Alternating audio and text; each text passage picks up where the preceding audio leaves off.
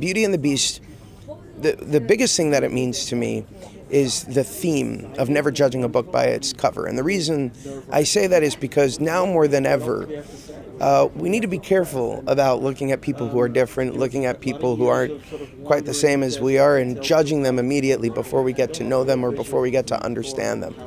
On top of that, it's those Menken and Ashman songs that forever colored my childhood.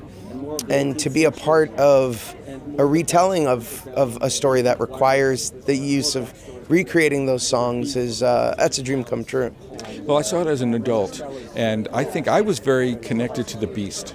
I thought his predicament, somebody who, people see in a certain way, but is trying to figure out how to be a good person. I think that's always an appealing kind of thing to explore. Well, I just love the fairy tale. It's so beautiful, and it's a thing that's been revisited since the 17th century, isn't it? 18th century, 17th century, in many different incarnations, and this is a new incarnation. There's an awful lot of parallels that you can draw from the story, even in this time. They are timeless, the stories, and having a very strong, heroic female as the lead character, saving the beast at the end of the film. It's quite a thing. She wasn't going to settle for anything other than what she deserved, and she had a broad horizon, and she was out to discover the world and read more books, and there's a lot of messages like not judging a book by its cover and delving deeper, and not to fear the unknown. And if something or someone looks different to you,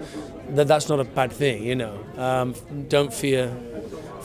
Just embrace the love. I've always loved the actual fairy tale. I love this thing of, selfishness making you ugly, A. B, it's what's inside that counts, not what's on the outside. My responsibility to my childhood self, who loved this book and this fairy tale and read this to my children so many times, and the number of times we've enjoyed the animated film as well, and I just, we made it with such love for the original. I just think that if you love the original, then we really fill in parts of the backstory. There's more depth, there's more detail, and I think that if you're a fan, then there's more to enjoy. It's taking what we know and expanding it so that you find out, really, more than anything, the steps of the relationship between Beauty and Beast, and watching that, kind of hatred grow into an acceptance, and watching them start to like each other and then fall in love with each other. That has to be real. These are real people doing it now, So, something that happens very quickly in the animated movie, that became a challenge to make sure that you believed that if you took the mask off of the Beast, you'd still believe the story. I think that it's so joyful, it's so romantic, it's so funny, it's so deep, it's at moments really frightening. I think it's kind of one of these films that is just really universal. For my kids, it's going to be their definitive version of Beauty and the Beast. They do love the animated version, but they loved coming on this set, and they've loved watching this movie, and